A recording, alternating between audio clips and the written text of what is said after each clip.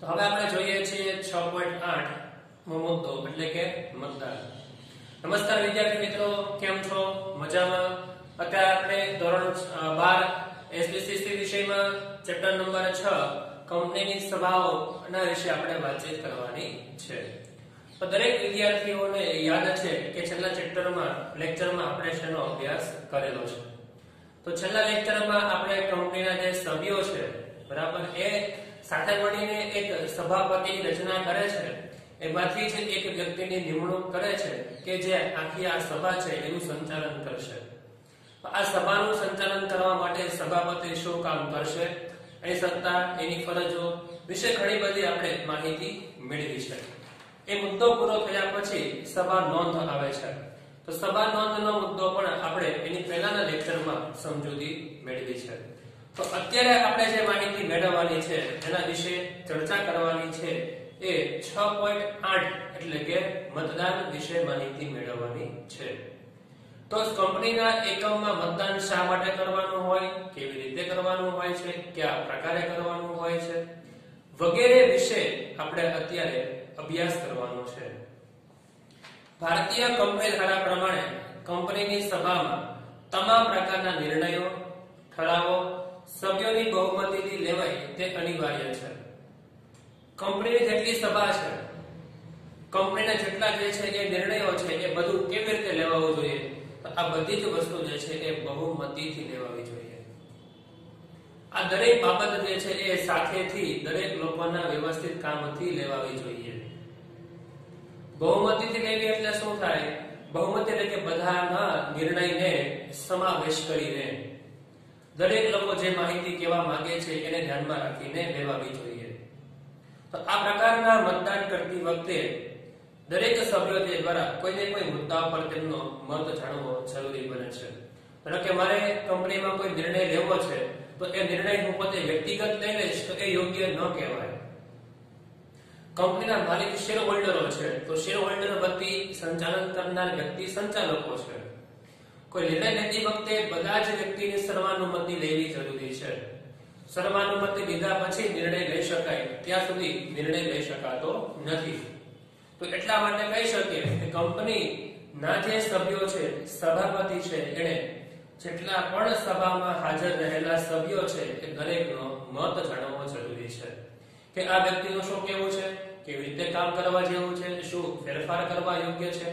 આ બધી જ બાબતોનો યોગ્ય તપાસ કરી, માહિતી મેળવી અને પછી એની કાર્યવાહી કરવી જોઈએ.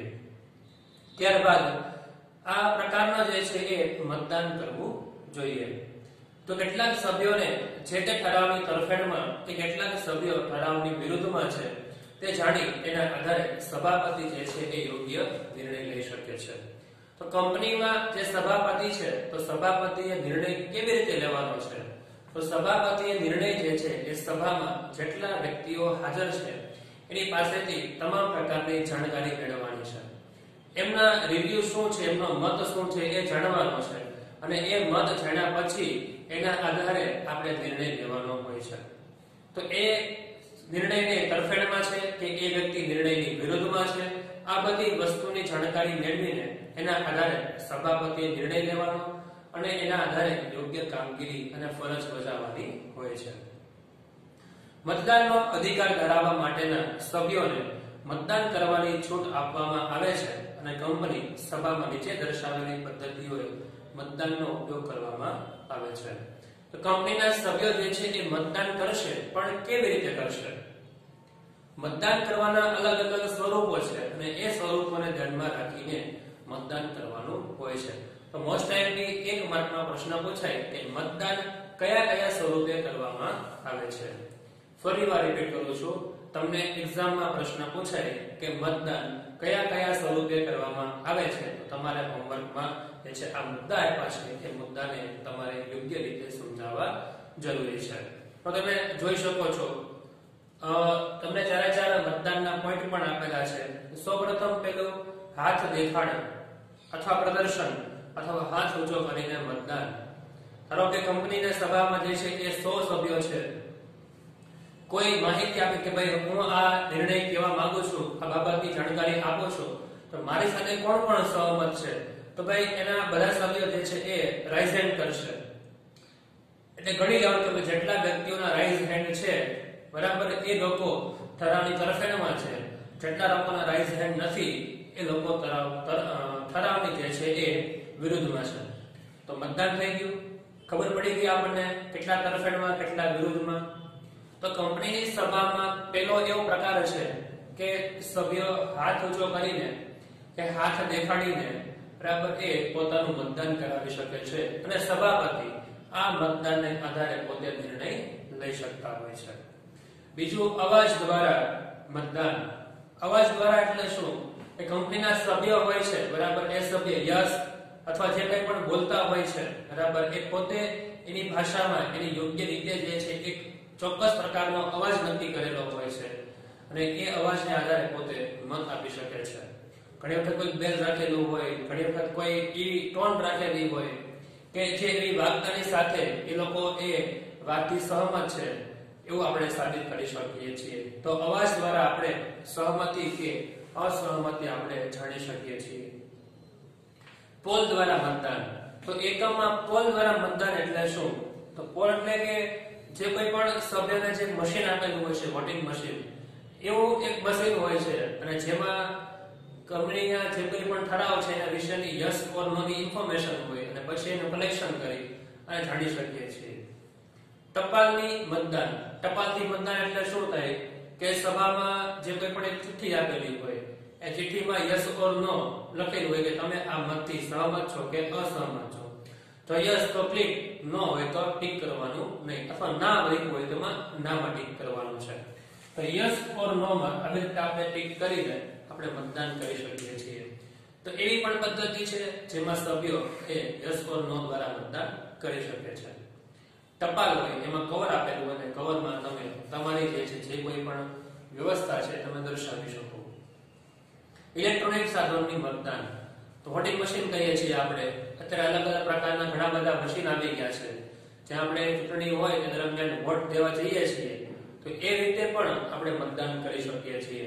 તો દર વખતે જે કોઈ પણ સભાપતિ ઈચ્છે એ પ્રમાણે તમે વોટિંગની સિસ્ટમ રાખી શકો. સભાગૃહના વિભાજન દ્વારા મતદાન. સભાગૃહનું વિભાજન એટલે શું થાય કે ભાઈ વર્તમાનમાં જે કોઈ પણ સભા સંખ્યા ચાલી રહી છે તો જે લોકો આ વાતથી સહમત છે એ right hand side, left hand side, જે લોકો આ નિર્ણયથી વિરુદ્ધમાં છે તો એ રાઈટ હેન્ડ સાઈડ, તો અડધા આ બાજુ અડધા આ બાજુ. તો એના કારણે ખબર પડી જાય કે અહીંયા 25 વ્યક્તિ છે, અહીંયા 20 વ્યક્તિ છે, હવે આ લોકો જે છે એનો મત વધારે છે તો એ નિર્ણય લઈ શકાય. તો આવા પ્રકારના અલગ અલગ જે મતદાન કરવાની બરાબર એ પ્રથા છે, પદ્ધતિ છે, એનો તમે ઉપયોગ કરી શકો છો. પણ આ બધી પ્રથા વ્યવસ્થા જે છે એ સમય સંજોગોને ધ્યાનમાં રાખીને કરવું જોઈએ. આ બધી વ્યવસ્થા જે છે એ સમય સંજોગોને આધીન કરવું જોઈએ જેથી કરી આપણે મતદાન યોગ્ય પ્રમાણે યોગ્ય રીતે કરી શકીએ. તો આ મતદાનની જે છે એ પ્રોપર માહિતી થઈ ગઈ. પછી છે મતાધિકાર પર નિયંત્રણ. કંપની પોતાના નિયમન પત્રમાં જોગવાઈ કરી કોઈ સભ્યના મતાધિકાર પર નીચેના નિયંત્રણો મૂકી શકે છે. મોસ્ટ ટાઈમલી 2 માર્કનો પ્રશ્ન મતાધિકારના નિયંત્રણો જણાવો. Very most timely most of પૂછાતું હોય છે. 2 જ મુદ્દા અને 2 માર્ક. પહેલું, કંપનીના સભ્યના નામે નોંધાયેલા જે કોઈ પણ શેર છે એની બાબતમાં શેરના બાકી હપ્તાના નાણાં ભરપાઈ કર્યા ન હોય ત્યારે. તમે મત ક્યારે ન આપી શકે કે જ્યારે કોઈ સભ્યના નામે શેર નોંધાયેલા છે એટલે કે એને શેર ખરીદ્યા છે અને એ વ્યક્તિને નિયમ પ્રમાણે નક્કી કરેલા સમયે કંપનીને એ શેર ખરીદેલા હોય એના હપ્તા તમારે ભરવા પડે છે. જો કોઈ સભ્ય એ હપ્તો નથી ભરતો તો સભ્ય હપ્તો ન ભરે તો એને મત આપવાનો અધિકાર નથી. તો મતાધિકાર જે છે તે ધરાવતો નથી. એવા સંજોગોમાં આવા સભ્યને મત આપી શકાય નહીં. તો એ સભાપતિ જે છે એની ઉપર દેખરેખ રાખશે. પછી કંપની સભ્યના શેર ઉપર પોતે લિયન ધરાવતી હોય ત્યારે મતાધિકાર પર નિયંત્રણ મૂકી શકે છે. લિયન ધરાવવા એટલે શું? તેની ઉપર હક ધરાવતી હોય ત્યારે કંપની જે છે એ પોતાના સભ્યો ઉપર એ શેરનો હપ્તો ન ભર્યો હોય એની ઉપર શેર લિયનને આધારે આ મતાધિકાર ઉપર નિયંત્રણ મૂકી શકે છે. શેરલિયન શું છે એ આપણે આગળ વ્યવસ્થિત રીતે સમજી ગયા છીએ. તો આ થયું મતદાન. મતદાન શા માટે હોય? તો કોઈ પણ બાબતનો યોગ્ય નિર્ણય આવે એટલા માટે. મતદાનનો ઉપયોગ દરેક વ્યક્તિ માટે થવો જોઈએ. દરેક વ્યક્તિ મત આપી શકે છે. આવા સમજૂત દરમિયાન કયા પ્રકારે મતદાન થઈ શકે? મતદાન જે છે એ કરવા માટે કયા પ્રકારની પદ્ધતિ છે? હાથ ઊંચો કરીને, અવાજ દ્વારા, પોલ દ્વારા, ઇલેક્ટ્રોનિક માધ્યમ દ્વારા, ટપાલ માધ્યમ દ્વારા, સભાગૃહના વિભાજન દ્વારા અને આ પ્રકારના માધ્યમો છે. પછી મતાધિકાર પર નિયંત્રણ. કોણ મત ન આપી શકે? કે જેના નામે શેર ધારણ કરેલા છે, તો એ વ્યક્તિએ હપ્તો ન ભર્યો હોય તો એ મત આપી શકે નહીં. અને કંપનીના જે સભ્યો છે જો શેર લીગલ ધરાવતા હોય એની ઉપર, તો એ મત આપી શકતા નથી. તો હવે આપણે 8મો મુદ્દો પૂરો કર્યો. હવે આપણે 9મો મુદ્દો જોઈએ છીએ, પ્રોક્સી. ત્યારબાદ આપણા માટે મુદ્દો છે પ્રતાધિકાર. પ્રતાધિકાર ને આપણે અંગ્રેજીમાં પ્રોક્સી પણ કહીએ છીએ. પ્રોક્સી એટલે શું? તો તમને ખબર છે કે ઘણી વખત આપણે ક્લાસમાં કોઈ સર ન આવ્યો તેવું કે તમારે પ્રોક્સી લેક્ચર છે. પ્રોક્સી લેક્ચર એટલે કે શું? કે ભાઈ કોઈ વ્યક્તિ નથી તો એના બદલે બીજા વ્યક્તિ આવી લેક્ચર લે અને પ્રોક્સી લેક્ચર કહીએ છીએ. તો અહીંયા કંપનીમાં પ્રોક્સીનો મતલબ શું થાય છે? પ્રોક્સીની નિમણૂક ક્યારે કરવામાં આવે છે એના વિશે આપણે ચર્ચા કરવાની છે. તો સૌપ્રથમ પેલો પ્રતાધિકારનો અર્થ. કંપનીની દરેક સભામાં બધા શેરહોલ્ડર હાજર રહી શકતા નથી. દર વખતે બધી સભામાં બધા શેરહોલ્ડર હાજર ન રહી શકે. તો તેઓ પોતાની સભામાં પોતાના વતી બીજા વ્યક્તિને હાજર રહેવા અને મત આપવાનો લેખિત કરાર આપે છે. કે ભાઈ કોઈ શેરહોલ્ડર છે એ સભામાં હાજર રહી શકે એમ નથી, તો પોતાના વ્યક્તિ જે છે એ બીજા વ્યક્તિને મત આપવાનો અધિકાર આપી શકે છે. આવી વ્યક્તિ પ્રતાધિકારી કે પ્રોક્સી તરીકે ઓળખવામાં આવે છે. કે પોતે હાજર રહી શકે એમ ન હોય સભામાં, ત્યારે પોતાના વ્યક્તિ બીજી વ્યક્તિ જે છે સભામાં હાજર રહે અને મત આપી શકે એવા પ્રકારની વ્યવસ્થા પ્રોક્સી દ્વારા કરવામાં આવે છે.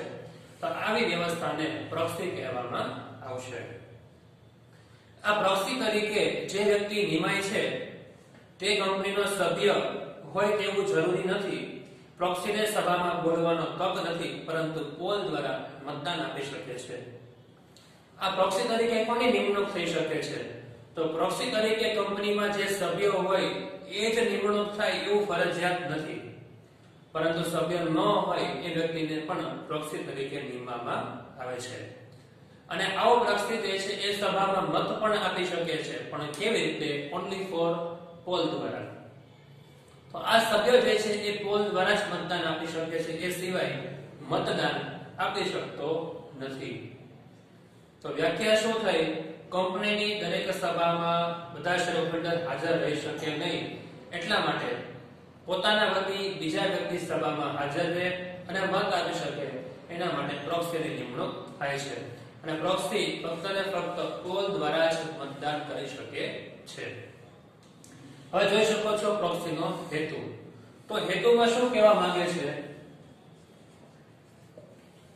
તો હેતુ એ છે કે કંપનીનો કોઈ સભ્ય કંપનીને બોલાવેલી કોઈ સભામાં હાજર રહી શકે એમ ન હોય ત્યારે પોતાની જગ્યાએ બીજી વ્યક્તિ હાજર રહી શકે અને મતદાન કરી શકે, એ હેતુથી પ્રોક્સીની નિમણૂક કરવામાં આવે છે. મોસ્ટ ટાઈમલી 1 માર્કના પ્રશ્નમાં પ્રોક્સીની નિમણૂકનો હેતુ શું હોય છે, કે શા માટે પ્રોક્સીની નિમણૂક કરવામાં આવે છે? તો એમાં તમારે જવાબ લખવાનું છે કે કોઈ વ્યક્તિ જો સભામાં હાજર રહી શકે એમ ન હોય, કે કંપની જે સભા બોલાવેલી છે એમાં હાજર રહી શકે એમ ન હોય, તો એના વતી બીજા વ્યક્તિને આપણે નિમણૂક આપી શકીએ છીએ અને એ વ્યક્તિને આપણે પ્રોક્સી તરીકે ઓળખવામાં આવે છે અને મતદાન કરી શકાય છે. તો આ છે એના હેતુઓ. તો હવે આપણે જોઈએ એની મહત્વની જોગવાઈઓ.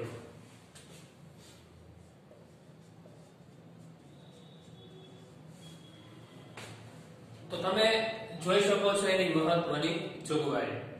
તો પહેલું છે પ્રોક્સીને સભામાં બોલવાનો હક પ્રાપ્ત થતો નથી, પરંતુ પોલ દ્વારા મતદાન કરી શકે છે કે પ્રોક્સી સૂચન, સલાહ, માર્ગદર્શન ન આપી શકે, પોતાની વાત રજૂ કરી શકે નહીં. એને સભામાં આવવાનું, સભામાં જે કોઈ પણ નિર્ણય લેવાનો છે એમાં ખાલી પોલ દ્વારા મતદાન કરી શકે. ભાઈ હું આ નિર્ણય સાથે સહમત છું કે હું આ નિર્ણય સાથે સહમત નથી, બસ આટલું જ. આટલી જ કામ જે છે એ પ્રોક્સી દ્વારા કરવામાં આવશે, બીજું કોઈ કામ કરવામાં આવશે નહીં. આટલું ક્લિયર થઈ ગયું. બીજું, જે વ્યક્તિની નિમણૂક થઈ હોય તે વધુમાં વધુ 50 સભ્ય વતી કામ કરી શકે છે.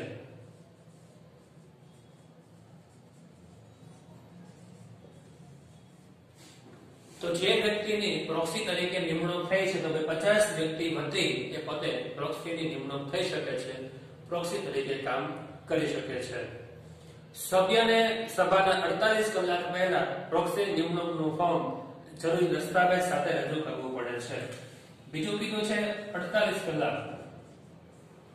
તો જે વ્યક્તિ પ્રોક્સી તરીકે હાજર રહેવાનો છે, જે વ્યક્તિ સભામાં પ્રોક્સી તરીકે હાજર રહેવાનો હોય તો એને 48 કલાક પહેલા જે પ્રોક્સીનું ફોર્મ હોય એ ફોર્મ રજૂ કરવું પડે કે ભાઈ હું આ વ્યક્તિ વતી સભામાં હાજર રહેવા માટે તૈયાર છું. તો એ ફોર્મ 48 કલાક પહેલા જે છે આપી દેવું જરૂરી છે.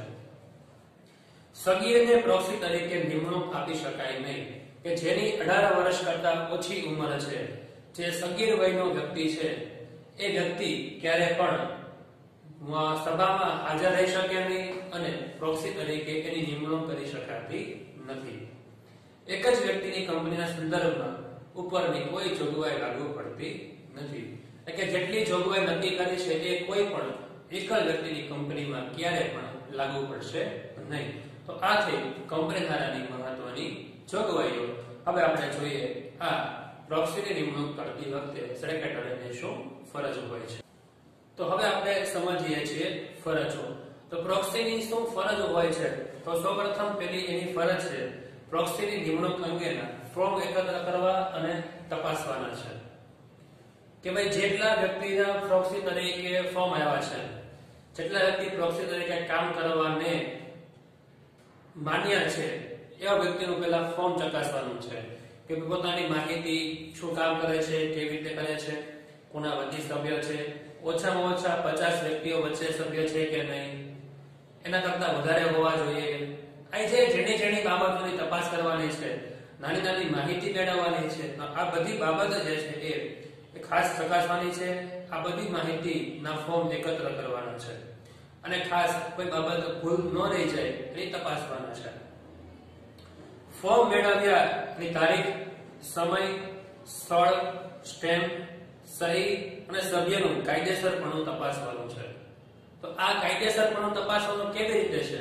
તો આ જે ફોર્મ મળે ત્યારે એની તારીખ ખાસ જોવાની છે કે ભાઈ કઈ તારીખનું ફોર્મ છે, કઈ તારીખે સભા મોકલાવેલી છે. જેમ કીધું ને કે જ્યારે સભા હોય એના કરતા 48 કલાક પહેલા જે છે એ ફોર્મ મળી જવું જોઈએ. તો કઈ તારીખે ફોર્મ આપેલું છે, 48 કલાક પહેલા છે કે નહીં એ તપાસવાનું છે. પ્લસ સમય, સ્થળ કે કઈ જગ્યાએ સભા છે એનું યોગ્ય સ્થળ લખેલું છે કે નથી લખેલું, જે તે વ્યક્તિના બદલામાં કામ કરે છે તો એનો સ્ટેમ્પ, સહી, સિક્કો વગેરે છે કે નથી, કંપની બધી બાબતો યોગ્ય છે કે નહીં, એ વ્યક્તિ કાયદેસર કે પ્રોક્સી તરીકે જ આવે છે કે નહીં, એવી ઝીણી નાની નાની બાબતો જે છે એની યોગ્ય તપાસ કરવાની છે, માહિતી મેળવવાની છે અને પછી આગળ વધવાનું હોય છે. પ્રોક્સીની નિમણૂકની યાદી તૈયાર કરવી, જેમાં સભ્યનું નામ, પ્રોક્સીનું નામ, શેરની સંખ્યા, મતની સંખ્યા વગેરેની નોંધ કરવાની હોય છે. પ્રોક્સીની નિમણૂકની યાદી તૈયાર કરવાની છે કે પ્રોક્સી તરીકે કેટલા વ્યક્તિઓની નિમણૂક થઈ છે, એ વ્યક્તિ શું કામ કરવાના છે, કેવી રીતે કરવાના છે, કેટલા શેરની સંખ્યા છે. કારણ કે જો કંપની હોય તેમાં શેર દીઠ મતાધિકાર હોય, એક શેર એક મત આપી શકે છે. તો જેટલા શેર છે એટલા મત આપશે. તો શેરની સંખ્યા, મતની સંખ્યા કે કુલ કેટલા મત થશે, પ્રોક્સીનું નામ શું છે, જેના વતી આ પ્રોક્સી તરીકે નિમણૂક થયો છે એ સભ્યનું નામ શું છે વગેરેની ડિટેલમાં જે છે એ નોંધ રાખવાનું કામ અહીંયા સેક્રેટરીના હાથમાં રહેલું છે. પ્રોક્સીની નિમણૂકના ફોર્મ સમયસર ન મળ્યા હોય તો રદ કરાવવાના છે. એટલે કે આ સભ્ય જે ફોર્મ મોકલવાના છે એનો સમયગાળો કેટલો હોવો જોઈએ? તો નક્કી છે કે ભાઈ જ્યારે ફોર્મ મળે એના 48 કલાકની અંદર જે છે એ થવું જોઈએ. તો 48 કલાકની અંદર એનું ફોર્મ મળી ગયું છે કે નથી મળી ગયું એ તપાસવાનું છે. જો 48 કલાકની અંદર એટલે કે 48 કલાકની અંદર જે છે એ ફોર્મ મળશે તો યોગ્ય નહીં કહેવાય. એટલે 48 કલાક પહેલા જે છે એ ફોર્મ મળી જવું જોઈએ. ત્યારબાદ પ્રોક્સી પોતાનો હક યોગ્ય કાયદેસર રીતે નિયમન પત્રની જોગવાઈ અનુસાર કરે તે જોવાની ફરજ છે. તો પ્રોક્સીની હક અને ફરજ શું રહેલી છે? તો પ્રોક્સીની પહેલી હક અને ફરજ છે કે 48 કલાક પહેલા જે છે એ એની પોતાની નોંધણી કરાવી દેવી. બીજું, સભામાં યોગ્ય સમય યોગ્ય રીતે જે પ્રમાણે ગાઈડલાઈન છે પ્રમાણે હાજર રહેવાનું છે. પોતે સભામાં કઈ બોલી શકે નહીં. પ્રોક્સીએ ફક્ત ને ફક્ત પોલ દ્વારા વોટિંગ કરવાનું છે અને સભ્ય વતી કામગીરી કરવાની છે. બસ આ એની હક અને ફરજ છે. એનું એને પાલન કરવાનું છે. એનાથી વધારે કોઈ કાર્યવાહી કરવાની નથી. તો આ થયું પ્રતાધિકારની સંપૂર્ણ માહિતી. ઓકે, તો એનો અર્થ, એના હેતુ, મહત્વની જોગવાઈઓ અને સેક્રેટરીની ફરજો. ઓકે, આપણે અહીં સુધી અભ્યાસ રાખીએ છીએ. આપણે બે મુદ્દા જોયા, મતદાન અને પ્રતાધિકાર. આ બંને આપણા માટે ખાસ મહત્વના પ્રશ્નો છે. એમાંથી વારંવાર જે છે 2 અને 3 માર્કના મુદ્દા પૂછાતા હોય છે. ઓકે, દરેક વિદ્યાર્થીને સમજાઈ ગયું હશે. આજના હોમવર્કમાં પેજ નંબર 150 ઉપર આપેલા જે આ બે મુદ્દા છે એની જે પીડીએફ મળશે એમાંથી દરેક પ્રશ્ન વ્યવસ્થિત તમારે ફેસબુકમાં લખવાના છે. Okay, thank you very much. જય હિન્દ, જય ભારત.